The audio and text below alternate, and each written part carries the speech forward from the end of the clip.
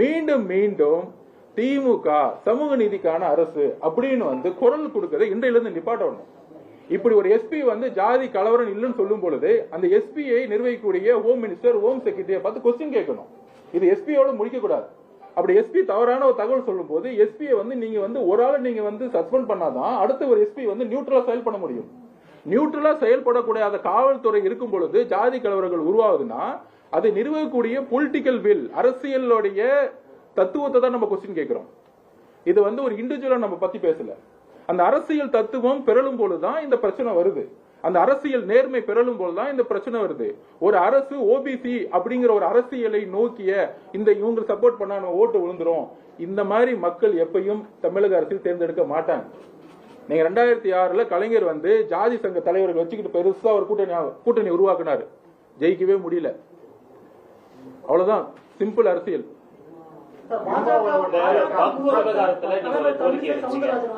அதுக்கு நான் ஒரே ஒரு சொல்யூஷன் சொல்லிடுறேன்.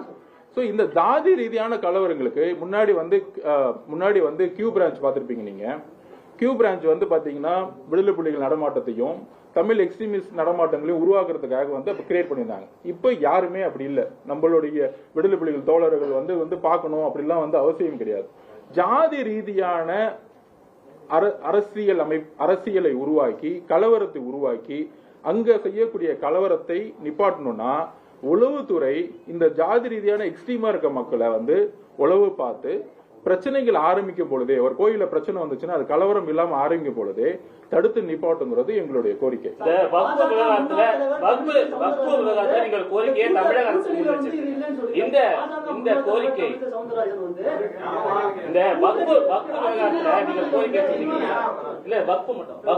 கோரிக்கை வச்சிருந்தீங்க தமிழ்நாடு அரசுக்கு. இஸ்லாமிய நலனுக்காக நீங்க ஏன் முதலமைச்சரை நேரடியாக சந்தித்து இந்த கோரிக்கையை முன்வைக்க கூடாது? அதான் சொல்ல, அனைத்து கட்சி கூட்டிட்டா நம்மளுடைய பதிவு எல்லாமே ஒன்னா பண்ணலாம். தனித்தனியா பாக்குறதோட இப்ப ஒரு ரீசெண்டா வந்து அனைத்து கட்சி கூட்டத்தை கூட்டினாங்க. ஆக்சுவலா அதே மாதிரி இது ஒரு மிகப்பெரிய பிரச்சனை, அரசியலமைப்புக்கான சேலஞ்சுக்கான பிரச்சனை. தமிழக வெற்றி கழகம் கிடையாது, எல்லா ரெஜிஸ்டர்ஸ் பார்ட்டியுமே கூப்பிட்டு நம்மளுடைய விளக்கத்தை சொல்றதுக்கு ரெடியா இருக்கும். அதுதான் வந்து ஒரு சொல்யூஷனா இருக்கும். பாஜக கூட்டணி இல்லன்னு சொல்லியாச்சு, ஆனா அதிமுக பாஜக கூட்டணியில் அங்க பெற மாட்டோம்னு சொல்லவே மாட்டேங்கீங்களே. அதே மாதிரி தமிழிசை சவுந்தரராஜன் வந்து இந்த கருத்து விஜய் சொன்னாரா? தாவேகா தலைவர் வந்து விஜய் தான், அவர் சொல்லவே இல்லை, அவர் சொல்றது மட்டும் தான் கருத்து, விட்டால் சொல்றது கருத்துன்னு சொல்லிட்டு பிரஸ் சொல்லியிருக்காங்க. இப்போதைக்கு அது அதிமுக பாஜக கூட்டணியில இது பண்றதுக்கு பேச்சுவார்த்தை நடந்துட்டு இருக்கா? இது என்ன இருக்கு, என்ன இருக்கா? அதாவது எங்களுடைய துணை பொதுச் செயலர் நிர்மல்குமார் அவர்கள் சொல்றதும் சரி, அவர் கொடுத்த ஸ்டேட்மெண்ட் சரி, இல்ல நான் பேசுறதும் சரி, ஒரு டீடைல் டிஸ்கஷன்ஸும் ஆர்குமெண்ட்டும் தலைவரோட நடந்து எல்லாரும் ஒரு தலைவருடைய வழிகாட்டல என்ன முடிவு எடுக்கிறோமோ அதுதான் வந்து இங்க பேச போறோம். அதனால வந்து நிர்மல்குமார் அவர்கள் சொன்னதை வந்து அப்படியே நான் வழிமொழிகிறேன். நீங்க சொல்ற மாதிரி அதிமுக வந்து நீங்க வந்து பேச்சுவார்த்தை பண்றீங்களா அப்படின்னா, தலைவர் வந்து மாநாட்டில் முதல் முறையா அவருடைய ஸ்பீச்சை நீங்க நல்லா பாருங்க. அரசியல் எதிரி திமுகவையும் கொள்கை எதிரி பிஜேபி கூடயும் நாங்கள் எப்பொழுதும் கூட்டணி இல்லை என்பதை எப்படி மாநாட்டில் வந்து உறக்க பதிவு பண்ணாரோ அதே பதிவோடு தான் அவருடைய மைண்ட் செட்டும் அவருடைய நிலைப்பாடும் இன்னைக்கும் இருந்துகிட்டு இருக்கு. சோ அதனால வந்து எல்லாரும் கேட்கறாங்க அதிமுகவை எதிர்க்கிறது இல்லை அப்படின்னு. ஒரு எதிர்கட்சியை போய் எதுக்கு எதிர்க்கணும், அதுதான் புரியல எனக்கு. இல்ல இன்னைக்கு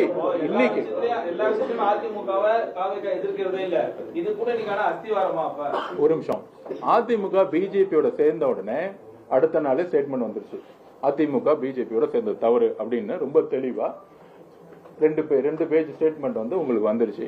அதுக்கு மேல என்ன எங்களோட நிலைப்பாடை நாங்க சொல்லிட்டோம். அதுக்கு மேல வந்து என்ன பண்ணணும், அவங்க வந்து பவர்ல கிடையாது. மக்கள் ஆல்ரெடி அவங்களுக்கு வந்து ஒரு பனிஷ்மெண்ட்ஸ் கொடுத்து அவங்களுக்கு வந்து ஆல்ரெடி வந்து பல தேர்தலில் தோல்வியிட்டிருக்காங்க. ரீசெண்டா நடந்த 2024 தோல்வியிட்டிருக்காங்க. ஸோ எல்லா தேர்தலிலும் தோல்வியிட்டு ஒரு கட்சியை எதுக்கு நாங்க வந்து எதுக்காக என்ன ரீசன், அதான் சொல்றோம்ல, ஒரு ஆப்போசிஷன் பார்ட்டியை எதிர்க்கக்கூடிய ஸ்ட்ராட்டஜி என்னவா இருக்க முடியும்?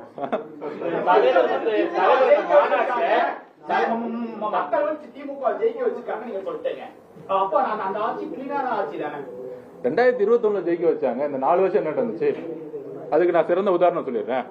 இந்த 4 வருஷமா தலித் மக்கள் இந்த 50 வருஷத்துல பாதிக்கப்பட்டதால் அதிகமா பாதிக்கப்பட்டிருக்காங்க. போன வாரம் நடந்த வடகாடு பிரச்சனையா இருக்கட்டும், வேங்கவேல் பிரச்சனையா இருக்கட்டும், அது தொட்டு பல்வேறு இடத்துல கோயிலுக்குள்ள போக முடியாத பிரச்சனை. வைக்கத்துக்கு போய் தொடங்கி வைக்கிறார் மாண்புமிகு முதலமைச்சர். ஆனா இங்க இருக்க கோயில் எல்லாம் போய் உள்ள போனால பூட்டி வைக்கிறாங்க. அந்த ரிப்போர்ட்ஸ் போதா இல்லையான்னு தெரியல. பிபிசியோடைய அறிக்கையை வந்து வெளியிட்டு இருந்தாங்க. எத்தனை கோயில்ல தமிழக அரசு ரெவன்யூ டிபார்ட்மெண்ட் மூலியமா கோயிலை பூட்டி வைக்கிறாங்க. அதாவது ஒண்ணு புரியல, எல்லாரும் சமம்னு சொல்லும் பொழுது ஒரு கோயிலுக்குள்ள வந்து ஒரு 50-100 பேர் போகக்கூடாதுன்னு சொல்லும் போது காவல்துறை அவன் மேல நடவடிக்கை எடுக்கிறதுக்கு ஏன் தயங்குது? அப்பதான் இங்க சாதியின் அடிப்படையில் செயல்படக்கூடிய அரசியலா இது இருக்கு. சோ ஆனா மக்கள் வந்து சாதியின் அடிப்படையில் ஒரு தலைவனை தேர்ந்தெடுப்பது கிடையாது. அது 2026 மாறும். அதே போல விவசாயிகளுடைய பிரச்சனை இன்னைக்கும் திருவண்ணாமலையில சிப்காட்ல போராடிட்டு இருக்காங்க. 500 நாட்கள் மேல திரு அருள் அவர்களை அரெஸ்ட் பண்ணாங்க, குண்டாஸ் போட்டாங்க. இது மாதிரி பல்வேறு பிரச்சனைகள். டாஸ்மார்க் 50,000 கோடி ரூபாய் சேல்ஸ் போயாச்சு. டாஸ்மார்க்ல 50,000 கோடி ரூபாய் சேல்ஸ் ஆகி மக்கள் வந்து பாதிப்பாயிருக்கும் பொழுது, ஆனா அதுல ஒரு பெரிய ஊழல் நடந்துகிட்டு இருக்கு. இன்னைக்கு வந்து ரைட் ஆகி இன்னைக்கு அதோட நிர்வாக இயக்குனர் வந்து இன்னைக்கு வந்து அண்டர் தி என்கொயரியில இருக்காரு.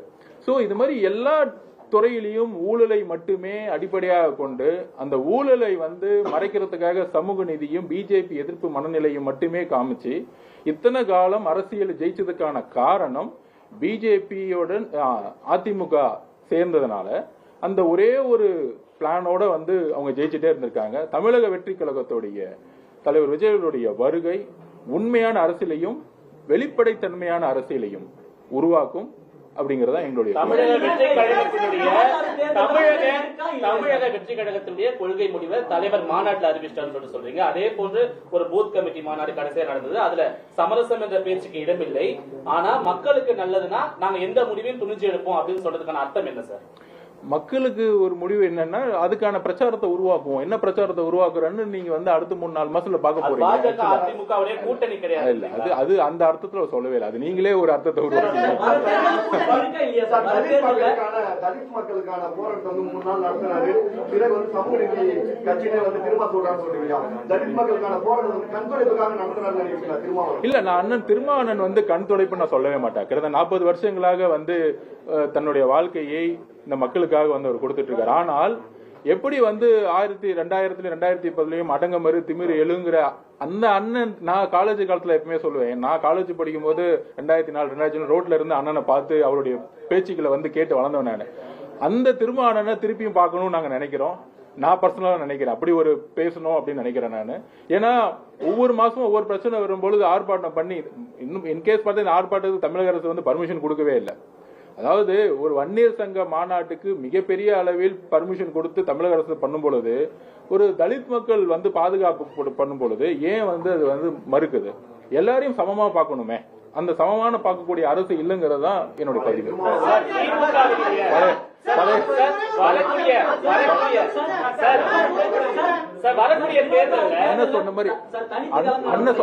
அண்ணன் சொன்ன மாதிரி 2000 இருந்த திருமாவளவனை திருப்பி பார்க்கணும். வரக்கூடிய தேர்தல்ல திமுக இருமாப்போடு 200 அப்படின்ற இலக்கை முன் வச்சிருக்காங்க. தாவேக்காவுடைய இலக்கு என்ன? 26 ரிசல்ட் அன்னைக்கு பாப்போம். இருமாப்பு எங்க இருக்கு பாப்போம். அதாவது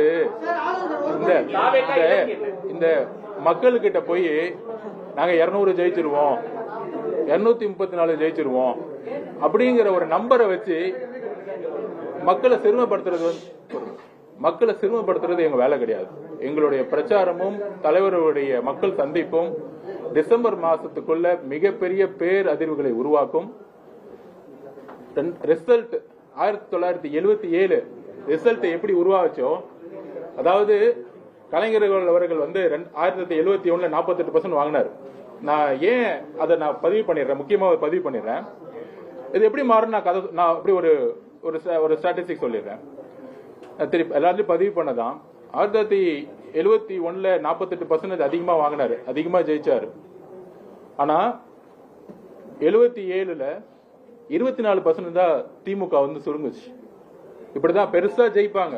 திமுக எப்பொழுதும் 2வது முறையாக ஜெயிச்ச சரித்திரம் கிடையாது தமிழக வரலாற்றில். மக்கள் நம்பிக்கையை மிகப்பெரியவர்கள் இழப்பார்கள்.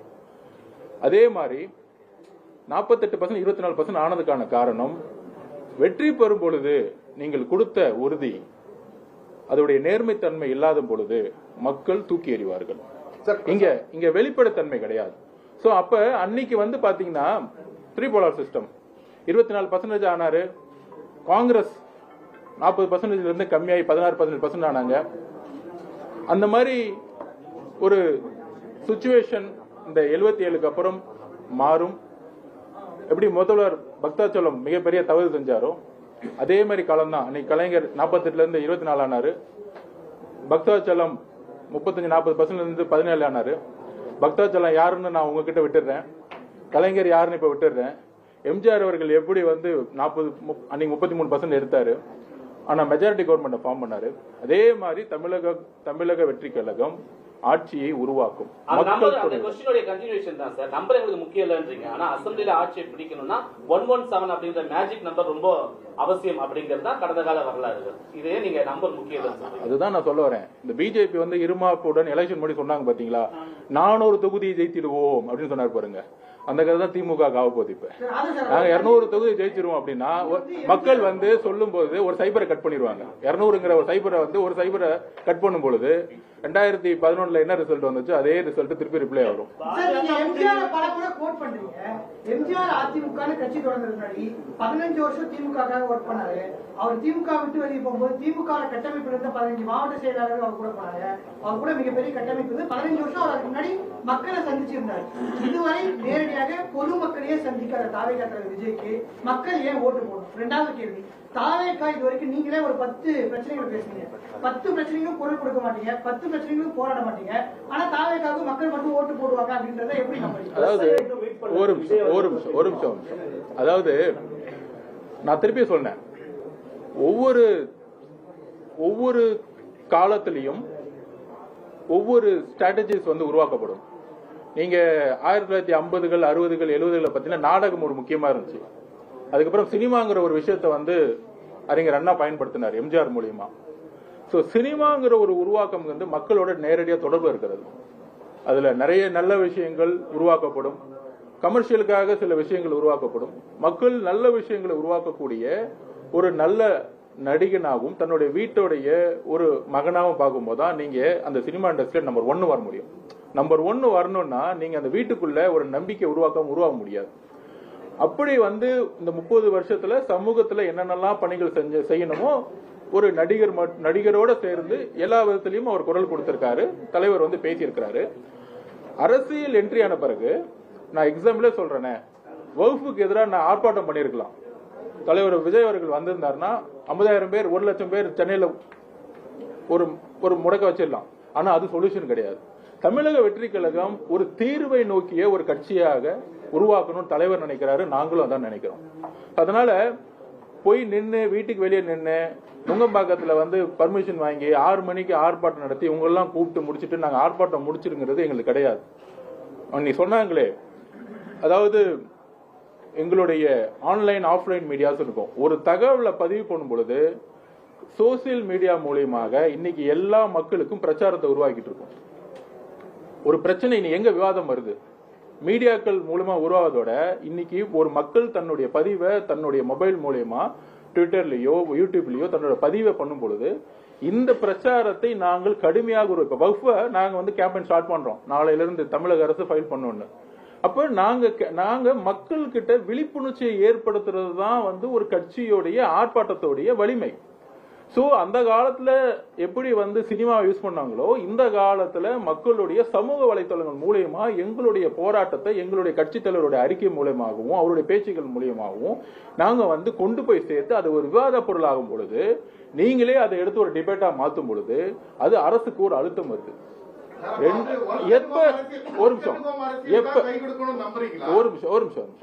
சோ எங்களுடைய மக்கள் பிரச்சாரம் எப்ப வந்து உண்ணாவிரதம் இருக்கணும், எப்ப வந்து மக்களோட உண்மையா வந்து நிக்கணுங்கிற அந்த ஸ்ட்ராட்டஜிகள் வந்து எங்களுடைய ஒரு உருவாக்கத்துல உருவாகிறது.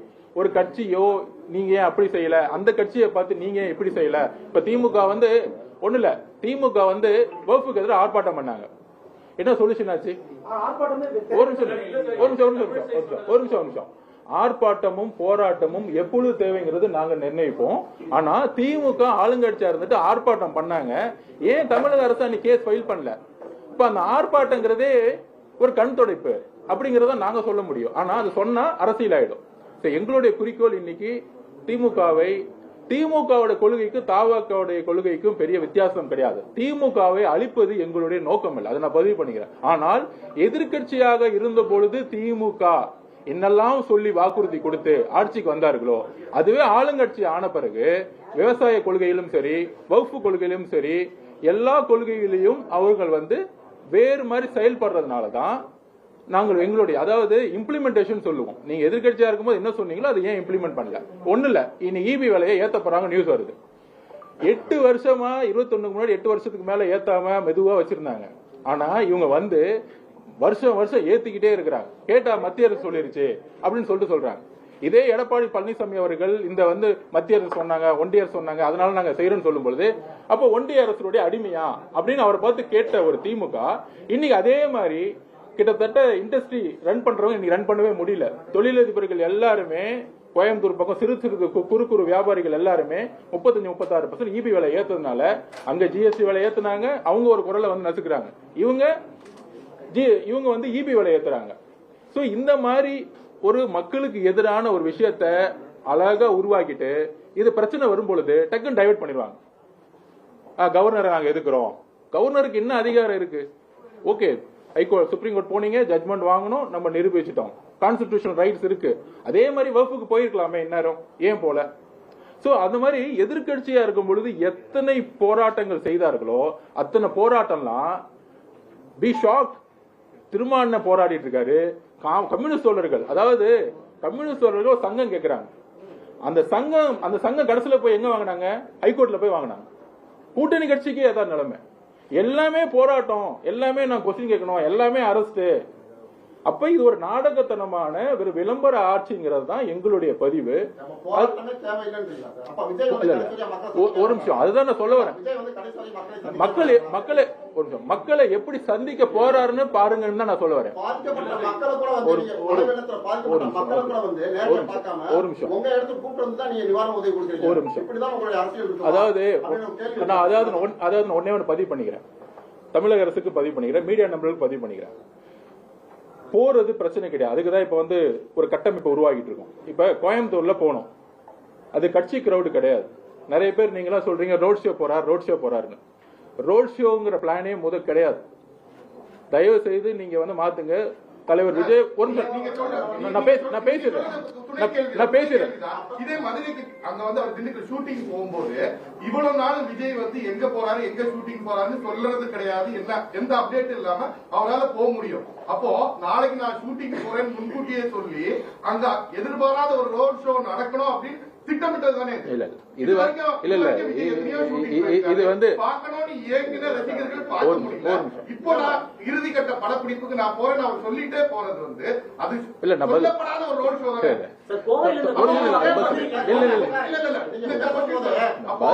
ரோட் ஷோ உங்களுக்கு தேவைப்படுது, ரசிகர்கள் வர தேவைப்படுது, அதை நாங்க சொல்லல. சரி, நான் அதுக்கு பதில் சொல்லிடுறேன். அதாவது தோழர், இன்ஃபர்மேஷன் முன்னாடி ஒரு நடிகரா இருக்கும் பொழுது இன்ஃபர்மேஷன் பாஸ் ஆகாது. ஆனால் இவர் போற விஷயம் யாரால லீக் பண்ணப்படும்? திமுகவுடைய இன்டெலிஜென்ஸ் மூலமா லீக் பண்ணப்படுது. அவ்வளவுதான். டிக்கெட் புக் பண்ண உடனே இவர் வராரு, இவருக்கு என்ன அந்த லீக் வெளியே வர்றது, அவ்வளவுதான். இப்ப நாங்க ஐயோ இவர் வராருன்னு பேனர் அடிச்சு ஒட்டல. அங்க எங்க கோயம்புத்தூர்ல எங்க பூத் லெவல் மீட்டிங் நடந்துச்சு அப்படிங்கிற ரூட் தெரியும் எல்லாத்துக்கும். அப்போ மக்கள் யாருமே ஒரு விளம்பரம் போல தாவிக சார்பாக ரோட் ஷோ பண்ண போறேன்னு. ஆனால் ஹோட்டலுக்கு வெளியே வரும் பொழுது 20,000-25,000 மக்கள் நிக்கும் பொழுது எந்திரிச்சு நிக்கலன்னா மக்கள் கோவப்படுறாங்க, பார்க்க முடியலன்னு.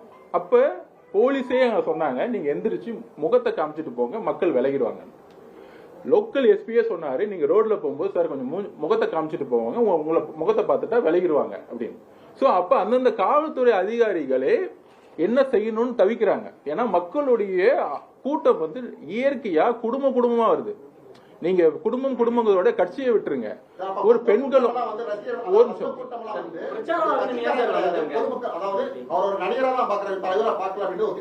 சார், நான் திருப்பி சொல்ல வரேன். கட்சி ஒரு நிமிஷம்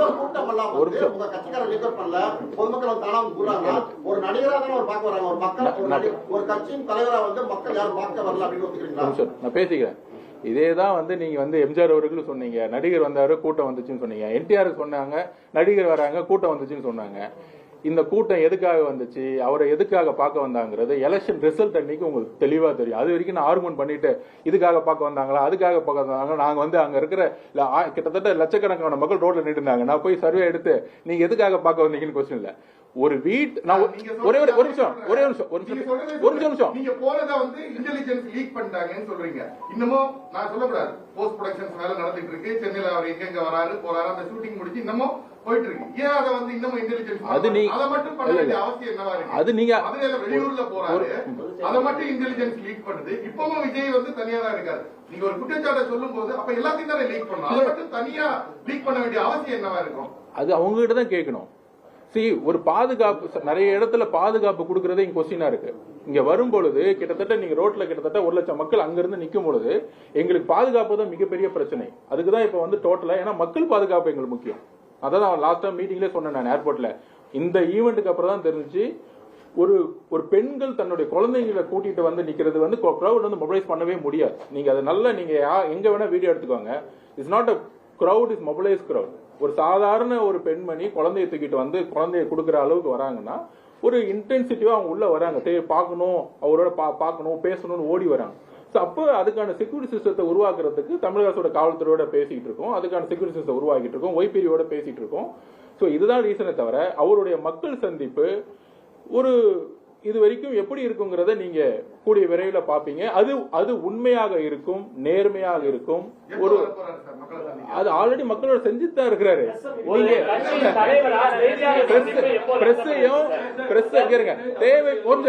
தேவைப்படும் பொழுது அந்த ஏர்போர்ட்ல மதுரை வரத்துக்கு முன்னாடி அந்த ஏர்போர்ட் தேவைப்படும் பொழுது பிரஸ் வந்து அவரே சந்தித்தாரு. ஒரு நிமிஷம். அதாவது எனக்கு ஒண்ணுமே புரியல. இப்பதான் 2 வருஷமா கட்சி ஆரம்பிச்சு மக்களுக்கு நல்லது செய்யணும், சினிமா வந்து ஒரு மிகப்பெரிய சாலரியை விட்டுட்டு வந்துட்டு ஒரு நேர்மையா செய்யணும், பவுஃபுல் இருந்து எல்லாம் செய்யும்போது இவருக்கு என்ன கொஸ்டின் கேட்கலாம் அப்படின்னு கேட்கும்போது மாண்புமிகு முதலமைச்சர் அவர்களையோ இல்ல எல்லா அமைச்சர்களை பார்த்து ஏன் ஒவ்வொரு டிபார்ட்மெண்ட்லயும் நீங்க வந்து மந்த்லி ரிவ்யூ பண்ண மாட்டேங்கிறீங்க, வெளிப்படைத்தன்மையான அரசை வந்து ஏன் உருவாக்க மாட்டேங்கிறீங்க அப்படிலாம் கேட்கறது இல்ல. ஊட்டியில கொஸ்டின் கேட்கறாங்க முதலமைச்சரை பார்த்து, சார் இந்த கிளைமேட் எப்படி சார் இருக்கு? என்ன அழகான கொஸ்டின். ரைடு போயிட்டு இருக்கு, ஓஃபு பிரச்சனை இருக்கு, வடகாடுல மக்கள் மண்டை உடஞ்சி ஒவ்வொருத்தரும் ஹாஸ்பிட்டல் அட்மிட் ஆகிட்டு இருக்கான். அங்க எஸ்பி ஸ்டேட்மெண்ட் கொடுத்து ஹைகோர்ட்ல வந்து அங்க ஹைகோர்ட் வந்து கண்டெம் பண்ணிட்டு இருக்கு கவர்மெண்ட்ல ஒயிட் காலர்னு சொல்லிட்டு கலெக்டரை திட்டிட்டு இருக்காங்க. ஆனா உங்க மீடியா நண்பர்கள் என்னமா சொல்றாங்க, சார் ஊட்டி கிளைமேட் எப்படி சார் இருக்கு? அப்புறம் இன்னும் நிறைய திட்டங்கள் கொண்டு வருவீங்களா சார்? என்ன திட்டம், ஏது திட்டம், அதெல்லாம் கிடையாது. நிறைய திட்டங்கள், அவரும் நிறைய திட்டங்கள் நாங்க கொண்டு வருவோம். அடுத்து சார் நெக்ஸ்ட் விசிட் எப்படி சார் வருவீங்க ஊட்டிக்கு? உடனே அவரும் கூடி சீக்கிரத்துல வருவேன். என்ன ஒரு பிரஸ் கான்பரன்ஸ் நீங்க நடத்துறீங்க? ஆனா வரதுக்கு முன்னாடி எங்களை பார்த்து இவ்வளவு கொஸ்டின்ஸ், என்ன பண்ண போறீங்க, என்ன செய்ய போறீங்க, எப்ப மீடியா தோழர் நல்லது செய்ய வரோம்.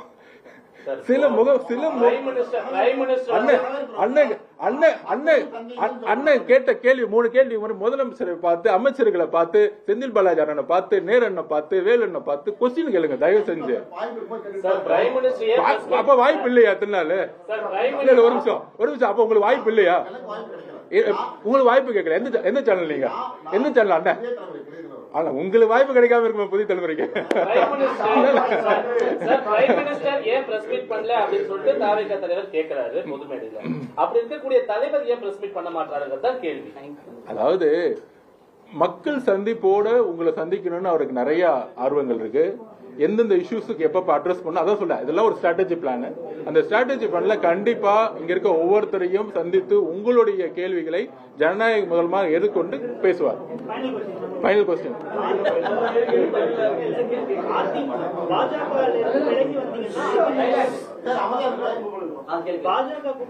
உங்களுக்கு முதலமைச்சர்கிட்ட அப்பாயின்மெண்ட் நானே பிக்ஸ் பண்ணி கொடுக்கிறேன்.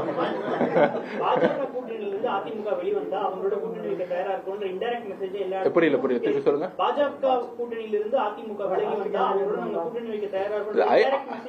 நீங்க நிறைய சினிமா எடுக்கலாம் நினைக்கிறேன். ஐப்பத்திகள் கொஸ்டின்லாம் கேக்குறீங்க. விடுதலை சிறுத்தைகள் கட்சியுடைய தலைவர் அண்ணன் திருமாவளவன் அண்ணனுக்கிட்டும் என்னுடைய வலியுறுத்தல் எங்களுக்கு, அவரும் இதில் போராட்டத்தில் இந்த ஜனநாயக கடமையில் தமிழக அரசு இந்த வழக்கை வகுப்பு சட்டத்துக்காக தொடர வேண்டும் என்ற குரலை கொடுக்க வேண்டும் இஸ்லாமிய மக்களுக்காக. கம்யூனிஸ்ட் தோழர்களும் கேரள அரசு எப்படி கேரளத்தில் ஆளக்கூடிய கம்யூனிஸ்ட் அரசும் முதல்வர் பினராயி விஜயன் அவர்களும் எப்படி ஒரு முடிவை எடுத்து இஸ்லாமிய மக்களுக்காகவும் அரசியலமைப்பை பாதுகாக்கவும் உறுதியுடன் நிற்கிறாரோ அதே போல தமிழக முதல்வராக இருக்கக்கூடிய மாண்புமிகு ஸ்டாலின் அவர்களுக்கு அனைத்து கட்சிகளும் கோரிக்கை கொடுக்க வேண்டும். இது சம்பந்தமாக அனைத்து கட்சி கூட்டத்தையும் தமிழக அரசு கூட்ட வேண்டும். அதில் நாம் எந்த அளவுக்கு ஒருமைப்பட்டிருக்கிறோம் இந்த அரசியலமைப்புக்கு எதிரான ஒரு சட்டத்திற்காக என்கின்ற உணர்வுடன் தோழர் ஜவஹர்லா அண்ணன் அவர்களும் எஸ்டிபிஐ கட்சி சார்ந்தவர்களும் தமிழக அரசுக்கு கோரிக்கையை இஸ்லாமிய மக்கள் சார்பாக தமிழக வெற்றி கழகம் கேட்டுக்கொள்கிறது.